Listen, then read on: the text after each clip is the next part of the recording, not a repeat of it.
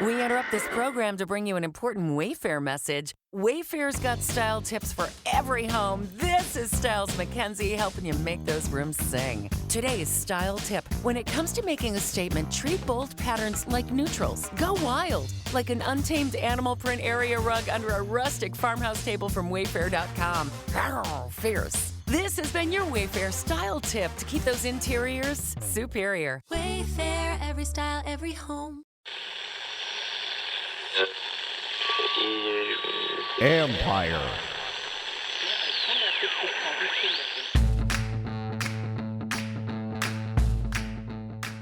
Hello and welcome to my podcast. Do me a favor, subscribe to the John Keim Report wherever you get your podcasts. If you're watching on YouTube, hit that like button, hit that subscribe button. You can find us there as part of Empire Media. That's AMPIRE. Always much appreciated when you tune in. Don't forget, you can read my work on ESPN.com. And a reminder, on Tuesday night at 7:30 Eastern Time, I'll be joined by not Bram Weinstein, as I said yesterday. I'll be joined by Sam Fortier from the Washington Post. So we're going to go over all sorts of things, playoff scenarios, just touching on some things that Dan Quinn told us today, et cetera, et cetera, et cetera. So lots to go over. And so join Sam and I for our live stream at 7:30 Eastern Time on Tuesday night. And of course, I'll be doing the live stream with the Gold members on Thursday. So anyways, 7:30 Thursday Eastern Time. So anyway, let's get to this. So today we talked to Dan Quinn. I'm going to get to my play of the game, drive of the game, and some thoughts from the game in a few minutes. But first, let's start with some of the update on the news with Zach Ertz and Jeremy Chinn. Both are in the concussion protocol, so we won't know anything about them until the end of the week. I know, like I think I told you yesterday, Chinn was in the locker room, seemed to be pretty upbeat and good spirits. I heard from someone that Ertz was feeling pretty good after the game. However, you know, that it's a concussion, so you don't know how that progresses and what's feeling good. So, and what that really means and how long that might mean. So anyways, and Dan Quinn even said today that Ertz was feeling better. So, but again, what that means, no clue. So we'll see the rest of the week. Zane Gonzalez, who did not kick, he has an issue with his left foot. That's his plant foot. So that you've got to be able to plant, and really to be able to drive on the ball, you have to be able to plant on your left foot. So, he was listed as a full participant the last couple of days in practice. When he's ready, he'll be the kicker instead of Greg Joseph. So that's another one. And that's about it for as far as personnel goes.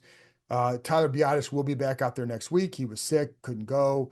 He's doing better, but not feeling great. So right now, but he will be back out there on Sunday against the Eagles. Quinn was not happy about the run game. He said it wasn't about how much they ran. It was about the effectiveness of it. And I'll get to that in a few minutes. And I would agree. I thought the run game was really, really bad. And I think for who they had available and who they were playing, and that, you know, they played some really good run defenses. The Saints have had some issues against the run. That's why I expected a lot better, and I think they did too. So to me, it was maybe their worst showing of the season, just because of the, you know, in that regard. And Jaden Daniels kind of compensated for it with his 66 yards rushing, which made it look a lot better. But the running backs were not effective at all. And it wasn't necessarily their fault. So anyway, then the other thing Quinn talked about, and this is one thing I like, and this is something I'm going to talk about with Sam too on Tuesday night, but I'll touch on it briefly here. He talked about how don't bitch about the officials, go do something to help your team or help the game, whatever. He didn't quite say it like that, but basically the bottom line is don't bitch about the officiating. In fact, let me give you the quote that he said. I'm going to look it up in my Twitter feed here, or X feed, whatever you want to call it. He said, a lot of people can bitch and complain about stuff rather than fight and find a way. There will be bad breaks, bad calls. That's life. You can bitch about it.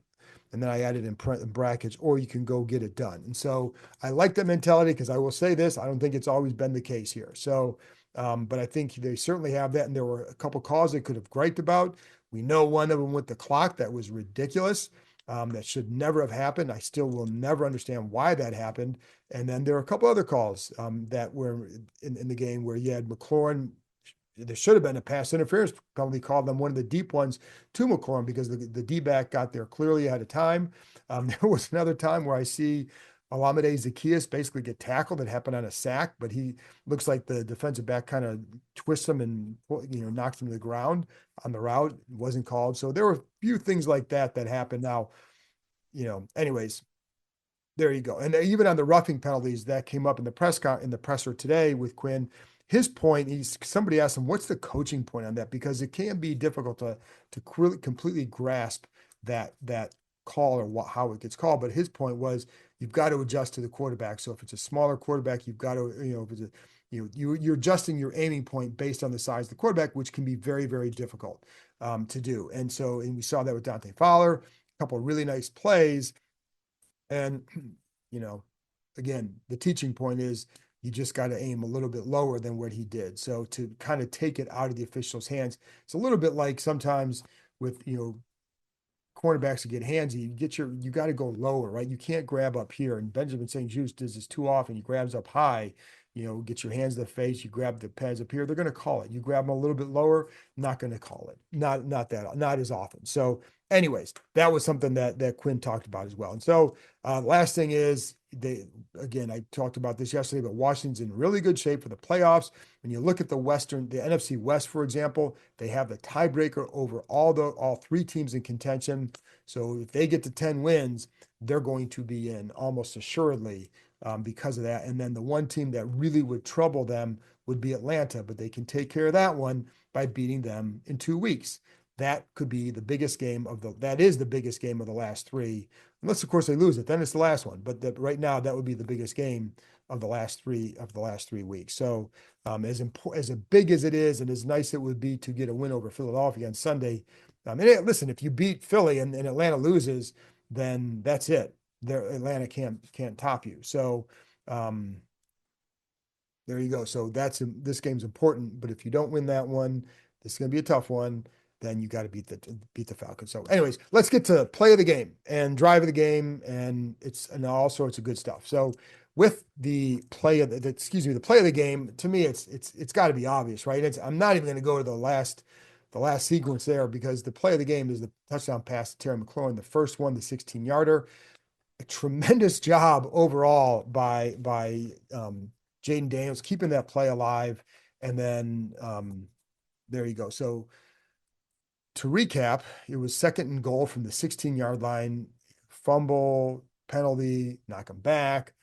And here they are. So Terry's actually on the right side on this play. And by the way, for the game, McLaurin was wide left 17 times, wide right 10 times. That's a much different percentage from what it has been throughout the year. So there you go. For those who keep track of that, but I also felt like they sent in motion a little bit more. Don't have the numbers on all that yet, but it certainly felt like that.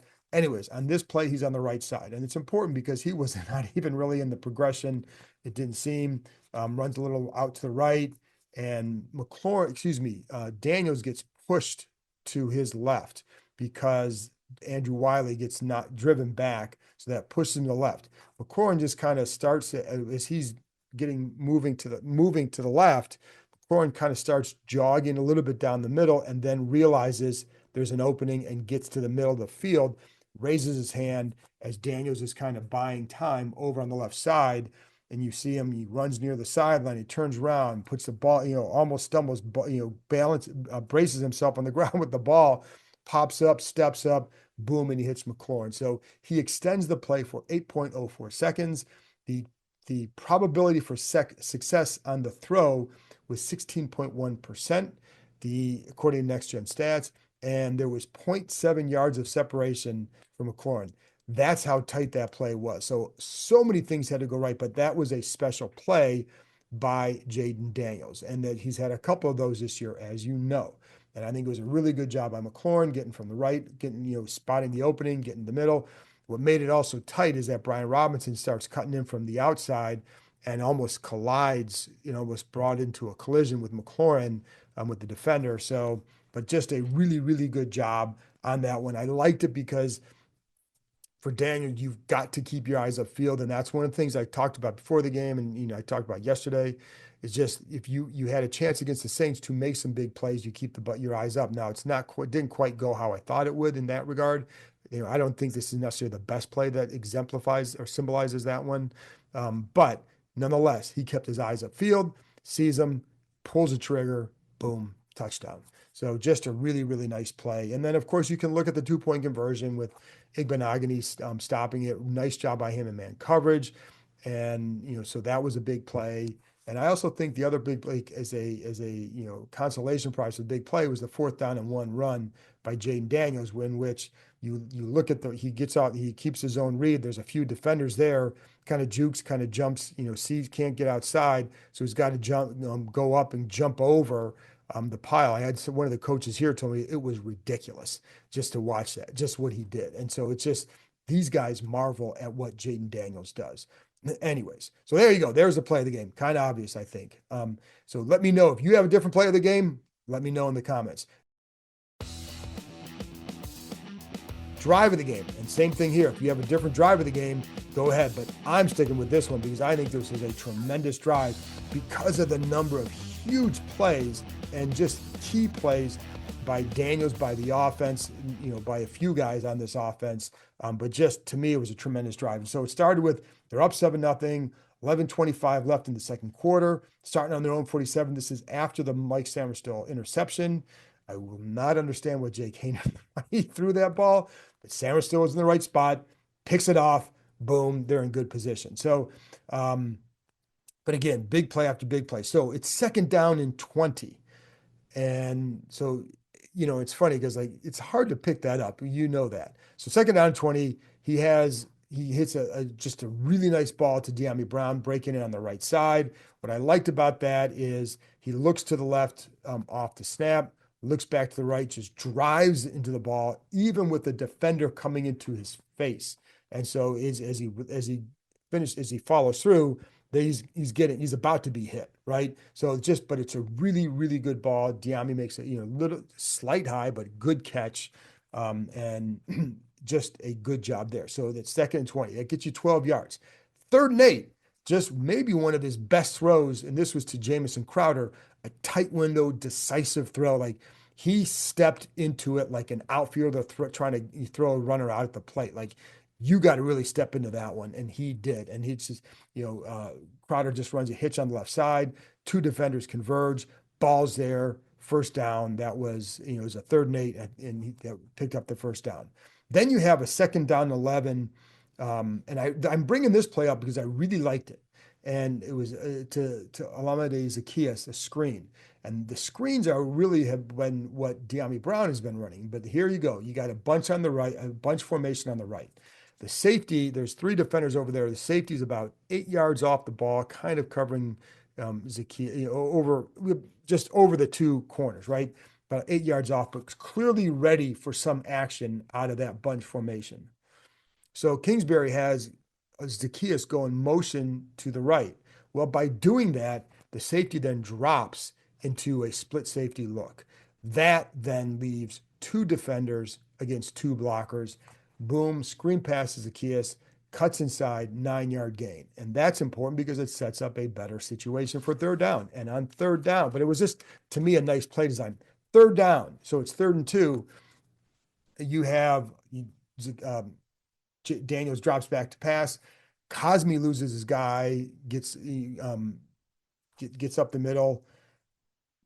Daniels got to get out of there, and he's got to run to the sidelines, and you run outside to pick up the 1st down. Well, you have the linebacker from the Saints, good speed, chasing him, and Daniels just gets over there, stretches out with the ball across the line, barely picks up the 1st down. My guess is they would have gone for it there because it would have been that close if he didn't pick it up, but he did it. But not many quarterbacks are going to get that with where he had to go from the middle of the field to get over there to get those 2 yards was a big deal. So just a big run, only a 2-yard run, but a huge play in this series. Then you have the 3rd and 3. You have Daniels looking to Zach Ertz. And on the play, you have what I liked on the play, the Saints blitz. Jeremy McNichols picks it up. He picks up a linebacker. Now, he gets knocked over, and so the linebacker could have continued, but Cosme comes over and cleans him up. So that gives Daniels time. He throws over the line. You have the linebacker shading inside, and the safety, Ertz cuts inside the safety. So it throws a beautiful ball over the middle, a nice ball over the middle, and leads Ertz into the catch. Ertz makes a tremendous one-handed catch.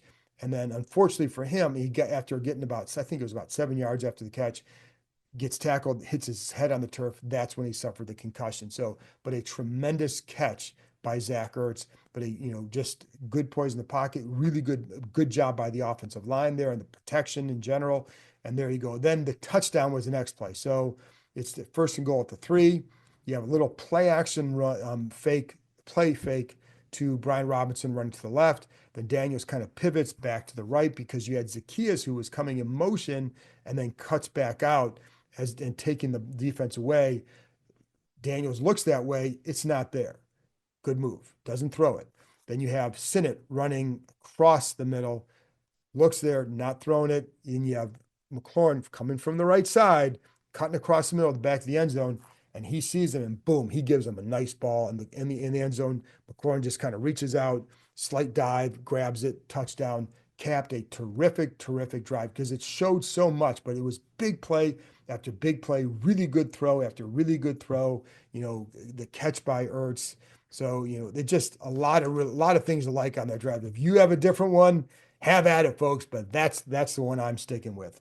So, anyway, so the other thing that Quinn talked about was the run game issues, and they were clear. And this team is going to have to run the ball a lot better than they did on Sunday if they, not just if they want to make to the playoffs, but if they want to threaten in the playoffs. Because if they're not going to run the ball better than what they showed on Sunday, I think it's going to be a tough stay. Now, I will say the one thing I really like from this game, and I'm going to get to this in a minute with Jayden Daniels. Well, you know what? We'll save it for that.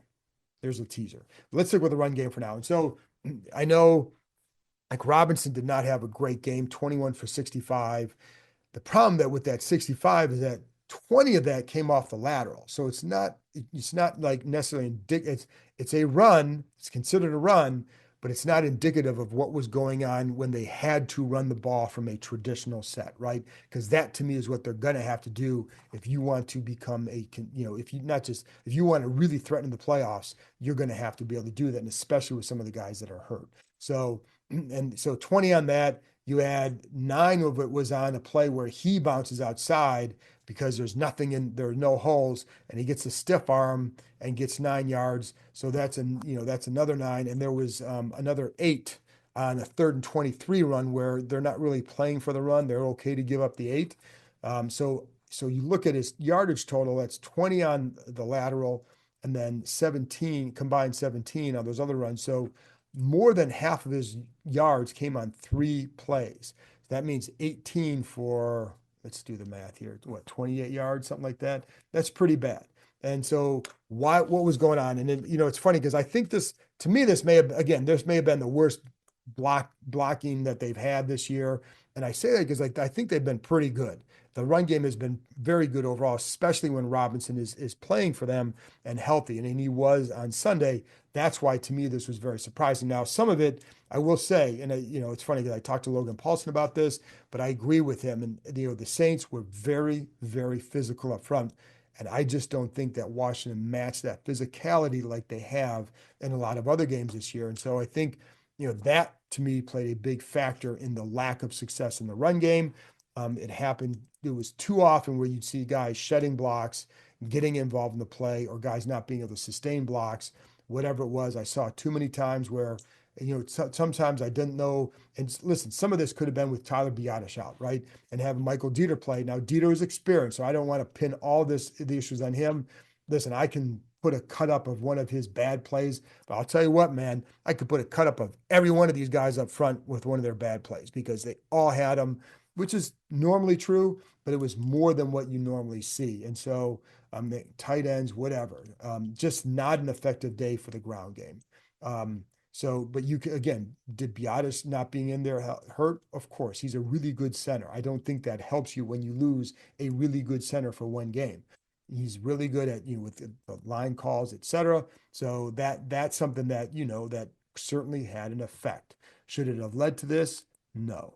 Because if Nick Allegretti or Cosme or Brandon Coleman miss a block or Andrew Wiley don't hold their blocks, is that because Tyler Biadasz isn't in there? No.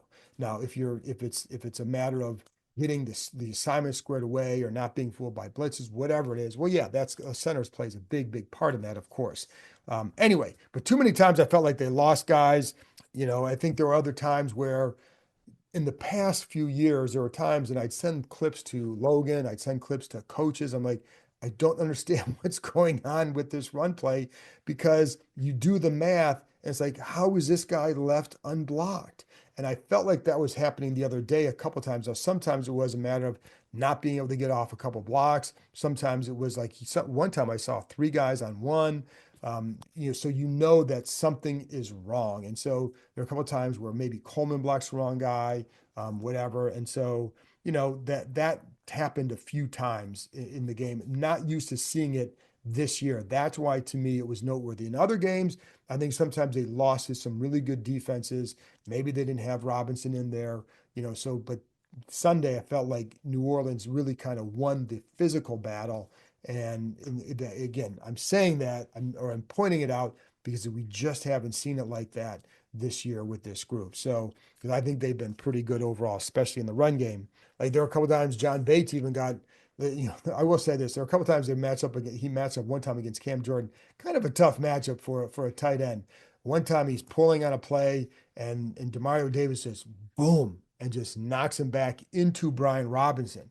I don't think Bates is used to that. Like he is a good blocker, but that kind of stuff was happening. I saw, those ends are physical. John Ridgeway, former commander, had a good game, and it's funny because I always felt he was better than Phidarian Mathis. I felt like Mathis made some strides this summer, but I always felt like Ridgeway was a more effective player, and I think he showed that on Sunday because he was pretty good. He plays with some strength. He doesn't let double teams move him out of the way.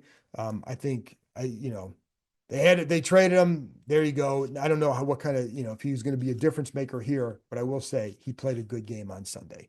So there you go. It just to me again a completely ineffective day on the ground in the ground game, and they have to get better. And if you can't run the ball better against Philadelphia, you are going to be in trouble. But this is where Jayden Daniels comes in, because I think we're getting to the point in the season where he's now played 14 games. Like he's still a rookie, even though he's never really felt like a rookie. But I also wonder, and I kind of asked Dan Quinn this too during our presser day, is he maybe at a point where he can handle more and they need him to do more because of who's missing? So in other words, you have let's say Ertz can't play, you have Eckler out, you have Noah Brown out, so you're losing people.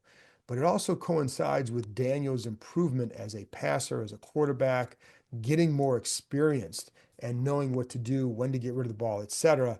And how much can that help or offset some of those losses? And sometimes it's a matter of, again, we saw it Sunday, there's some really well-designed plays.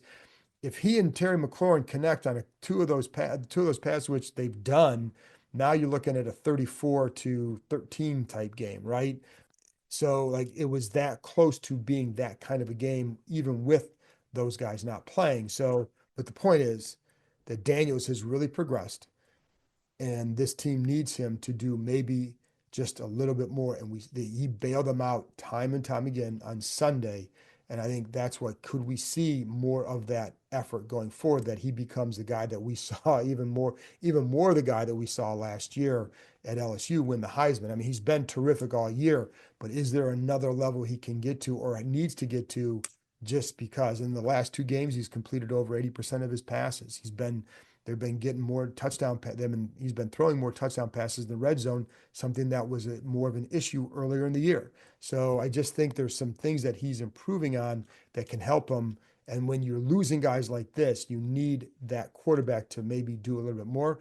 I will say, I think if Ertz can't play, I don't think they don't have a tight end on the roster who can replace him and replace what he does as a pass catcher and a security blanket for Daniels. Ben Sinnott is not that same kind of a guy. Bates is a really good blocker. So you can do some things, as Quinn said, there are other packages they can use. They don't have to just use two tight ends. You can use three receivers if you want, because the way Kingsbury uses them, you can still create openings for them. Now, and you have one guy who can be a game breaker in Terry McLaurin. And so we saw again on Sunday, there was no Noah Brown, there was no Zach Ertz for a lot of that game, and you still had 3 chances for McLaurin down the field that, one was just a little bit too long, one was McLaurin should have had it, and the other one should have been a pass interference. So that's how close it was to having a more explosive game despite those losses. I think a lot of that goes back to number 5. So that's where he comes in, that he is still able to, he's still improving, can he get to another level, or maybe just make some more of those types of plays where it's like, you're glad that he's on there, that, you're going to be glad that he's on your side, right? He's really good in those winning moment stretches. That's why, when you have that 4th and 1, you have the goal line situations. He's really good there. And it's why one person here told me, it's why he's good in the 2-minute situations. He understands when those winning moments are there. And so I think we've seen that again. So, listen, man, there's just some plays he makes that's like, okay, not many guys are going to do that, but he had the jump pass, basically a jump pass over the middle to Brian Robinson, defensive lineman in his face, jumps it over him, to Robinson, picks up 9 yards. 3rd down and 1, he picks up a 2-yard gain. Should have been an 8-yard loss. He gets a guy in the backfield grabbing him, and he somehow gets out of it. And for everybody worried about his weight, he broke free, man, and he gets 2 yards. Should have been an 8-yard loss. Drive continues. In the stat book, 2-yard gain. It was really like a 10-yard gain because of what he prevented them from losing. So he has a 3rd and 14 with the 24-yard run, of course, where he, slides, but it's just the way he swerves through the middle of the field is just, I'm watching, I'm like, oh, I watched that guy on tape in February. That's the play I saw against, Florida or whatever. But that's what he can do. And so just big time moments, he makes big time plays. The 2nd and 12, he had a 2nd and 12 to Olamide Zaccheaus to pick up a 1st down, where it's just a really good tight window anticipatory throw. He just does that a lot. And so, yes, there are things he has to do better. He's got to learn to throw it away a little bit more. We know that. And it's something that Dan Quinn talked about. But here's the problem. Guys like that, it's hard because they are so used to making plays. I remember talking to Kirk Cousins about this when he was here, and Robert, talking about, not comparing him to Robert, but just the difference in their games and why in certain big ways he could do things that Robert wasn't really able to do at that point. And same with Colt McCoy, those guys are Robert, they relied on their athleticism to get out of situations.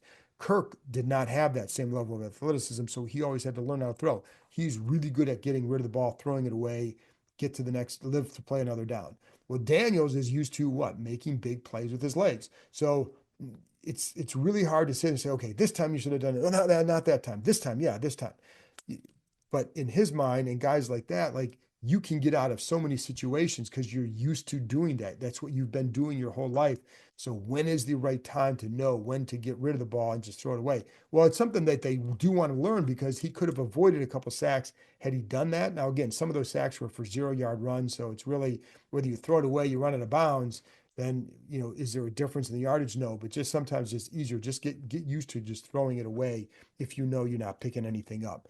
But so that's something to learn. But there was a 2nd down and 7 play where he picks up 6 yards. Now you could have made the case it's kind of tight. Maybe you should have just thrown it away there, but he doesn't. So he picks it up, gets 6 yards. That's always that internal dilemma, I'm sure, for a guy who has his skills, that you can extend plays, you can make things happen. So sometimes you're going to have to live with those losses to get those gains, if that makes sense. And again, he can get better there. He's going to need to get better there, but maybe he loses 4 yards here, 10 yards here, but he picks up a 24-yard gain over here or throws a touchdown pass over there. So there is a happy medium with it. You can't just say one's okay and whatever. You got to work on it. But it's not as easy as it sounds just throw it away, because when and then how narrow is that gap? Does that gap have to be? And maybe I think that's also an experience thing where he's going to learn, okay, I've been through this situation before. This guy closes it really fast, or it closes faster than you think. just get rid of it, lived another down. Now there are other times too where he can be cautious with the ball. He had a bootleg where I felt like Terry McLaurin was kind of open, but he saves it, doesn't throw it, runs out of bounds. Now it's a sack, but it's 0 yards. And what I like on that, it just gets him to 2nd and 10. And he's only throwing 6 picks this year for a reason, because he's smart with the ball. Sometimes there are some times where is it cautious with it? Well, maybe, but again, 6 interceptions, they move the ball, they keep it, and he's not reckless. So I think that's a good thing for sure. Oh, and the pass to De'Ami Brown that was called back because of a hold, but man, again, just a sloppy game with the penalties, man. And it was a legit hold on Nick Allegretti. So, but just a good ball, gave De'Ami Brown a chance, and a really good catch by De'Ami Brown. So that was good to see for his sake. He doesn't get credit for it in the book, but like the coaches see that. And when you lose Noah Brown, you want a guy to kind of do a little bit, you can step up in certain situations. I think De'Ami did on that particular play, but certainly didn't work out. So, and then the sacks, like there were, of those 8 sacks, like it's really hard to blame the offensive line for a lot of those. There were a couple of times like, Daniels did on the first sack, he's got Jamison Crowder wide the heck open on the left. He knows that he's got this safety valve, but he never looks over there. I think he almost just forgot that that Jamison was over there, because if he hits him, it might be a 20-yard gain. It was a really, really wide open play. And he looked to the right where Robinson was, could have gained 3 yards on that one, maybe. Eats it and tries to run, but he had Crowder wide open. So, there are a couple of times where, one time he breaks the pocket. If you keep your eyes upfield, maybe you see that you're not going to pick up. That's when you throw it away, or you have another guy breaking. Maybe you get a guy breaking down the field. I think it was De'Ami Brown on one run to the left. A couple of times, there was one time he was unaware of a blitz coming. I don't know who that's on, because that could be on the protection, right? And so I don't, clearly he wasn't anticipating the blitz, because he's pretty good at reading that. He's pretty good at getting rid of the ball when the blitz is coming. Another time I felt like the line was fooled a little bit on some of these stunts there, and Dan Quinn said they ran more stunts. They did run a lot of stunts, sometimes in the run game, sometimes it was pressure in the pass game too. Now it didn't always result in the sack, but it did definitely resulted in some pressures. And so I think, that was something as well, but like certainly he had a hand in, probably about 3 of those sacks, maybe. I should have added them up. It's been a long day, folks. But there are, suffice to say, several of them would have been on, and downs. And it's not always like, sometimes it's also a combination of things. So you can have a guy give up a pressure, and then it's up to the quarterback. How do you handle it? There's one time where he gets a loss where I think he may have had a shot to Zacchaeus on the left side, but he also backs up. So the both tackles get pinched, but he backs up. And when you back up as a quarterback in the pocket, then those ends can peel right off. Now they're in position to go get you. So I don't know that he had to back up. But again, this is me talking like, what the hell do I know to tell him what to do? But I'm not, but it's like, that, just, did he have a shot there? So in other words, sometimes it's a combination of line and then how do you handle it? So I remember, if you remember the RG3 game against Detroit, the 9-sack preseason game. So I remember talking to coaches here at that time about that game. And the point, because I think some people were upset that Robert got blamed for some of those sacks. And I had a coach here, a prominent coach, who told me, yes, the line made mistakes, but you can't compound their mistakes by making another one of your own. So in other words, because there are a lot of times where, and Andrew Wiley told me this early in the year, like, listen, I make this mistake, he bails me out because he does the right thing. So there were maybe 1 or 2 times in this game where you wonder, could you have done a little bit better there to get out of the situation or to help the situation for sure. But again, to me, a really good game overall by him. He threw some terrific passes, and this is what you want to see from your quarterback going down the final stretch. And so he certainly looked refreshed. Again, 80% completion, more than 80% completion in the last 2 games. Really good things to see, and so close on some of those deep ones. The good thing for Washington is that those deep ones are happening each game. So you're getting that opportunity every game. It's just a matter of, do you connect or not? And I would keep taking those shots. Those guys have a good rhythm. McLaurin was 7 for 73. He could have been well over 100 yards in that game. I mean, it was there for the taking. The good thing is, though, again, it's there most weeks. Now, we'll talk more about the Eagles throughout the week, but that's going to be a different challenge. And I think they're going to move him around a lot more. So they have to, because they didn't do it last time. Anyway, so let's talk a little bit about the defense for a couple minutes and then wrap it up here. It's funny because Spencer Rattler comes in. He came in with a I don't give a damn attitude, it seemed. In other words, like, I'm just going to let it rip. And I think Dan Quinn talked about this. I can't remember if it was yesterday or today, where it's like sometimes you come in and you haven't been the guy all week or whatever, and you just go in there like, yeah, hey, you got nothing to lose. I think he played that way. And actually, it's like, to his credit, like, he did a good job. He made some nice throws. I think he made some ballsy throws. And he had the deep one. I think it was at the 39-yarder down the middle, where he stepped up and stepped up and stepped up in the pocket, almost stepping into a sack, because he steps almost, and like Newton hits him right as he throws the ball, like, but he climbed the pocket a little bit too much, but he unleashes a deep ball down the middle. And I'm thinking, okay, that's going to be a pick, because you got Chin and I think Quan Martin back there. And I was surprised that the pass was completed. I did not expect that, but when you put it up there, sometimes good things happen. So, but yes, then another time you had what I didn't like. You had one time they went to a lot of 3 safety looks, and the Saints had 2 tight ends, 2 receivers in the game on this one. So you have Chin in there covering Valdez-Scantling. That is not a good matchup for a safety. And where do you think they're going to go on that play? And like, I don't blame Chin on this, because you're doing the best you can. That's not what he does best. It's not what he's on the field for. He's on the field to be physical, get in the box, which he does very well. But this time, a tough matchup, and it was basically Valdez-Scantling kind of runs down just shaded outside the numbers, or around the numbers. But the way Chin plays them, he kind of turns toward the sideline as if I think he was expecting maybe him to be on the outside of him, but I think he's going to need to be on the other side, because you can't turn your back to him and give him the inside, which is exactly where he went. So that was a tough one. But again, Chin isn't equipped to handle a receiver. Like, that's a technique thing too. And you can always play, like, you can, if you're in a bad spot, you rely on technique, you can get yourself out of a bad spot. But when you're in that situation, like, it's not what he does best. And he got put in a tough spot, and the Saints benefited from it. But again, there's other things he does really well. So, and this is not about knocking his game. It's just about the coverage was one that I think it was a very tough situation for him. Then the other thing is Marshon Lattimore. And this is the thing, 0 targets against him. Really quiet game. But I also want to point out one play, and it's like showing the difference between a veteran and a rookie corner. And this is Samuelstone. This is not meant to pick on Samuelstone, but to show you more, to highlight more, watch how Marshon Lattimore plays this play. And so if you're watching on YouTube, if you're listening to this, I am putting up some pictures of this on YouTube to show you the difference. But on both sides, you have receivers kind of running quick outs, right? And it was a 3rd and 1 play on the last drive of the Saints. So it's a key drive where they're both corners. I mean, basically, it looks like almost like a mirror route, so where both sides are running kind of the same thing, but especially on the outside.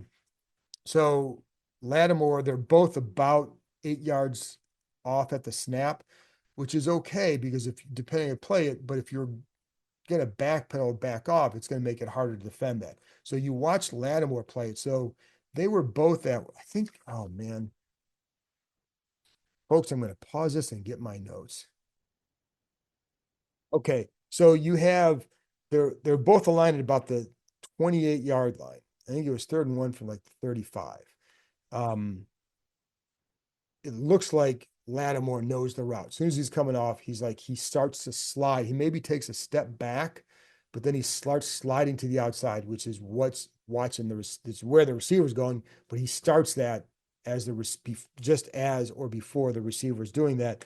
Whereas you have Samuelstone on the other side, and again, this is veteran experience. I think Lattimore just knows what they're going to run, and he was more flat-footed and ready to drive on the ball, because you have to drive in that situation. Samuelstone kind of backs up a little bit, and so when Lattimore breaks on his guy, he's at the 26-yard line. When Samuelstone breaks on his guy, again running the same route to their side, he's at the 24-yard line. And it's because he kind of backs up. So it basically left him a little bit off balance, and to drive on the ball. Maybe they get it anyways, even if he handles it right. And again, this is not to pick on Sammer still, but it's just he's still learning as an outside corner, for God's sake. So this is part of the learning curve for him. But I think I'm going to guess when you're in the film room that they're going to talk about just watch how he plays it. And this is how you played it over here.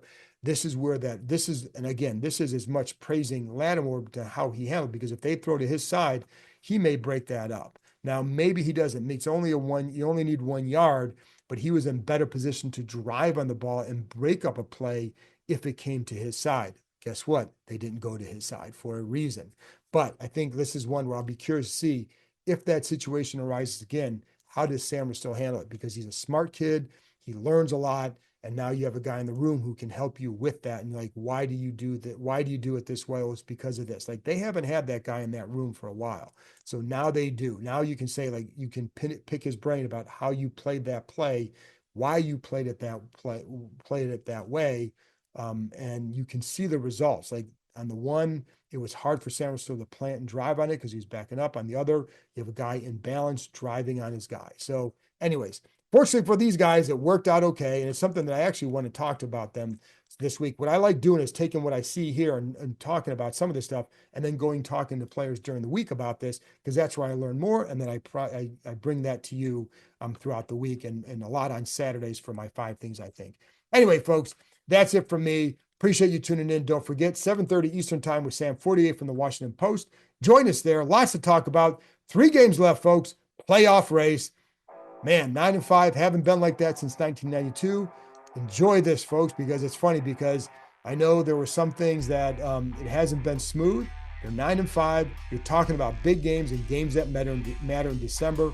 Embrace these times, folks. Talk to you next time.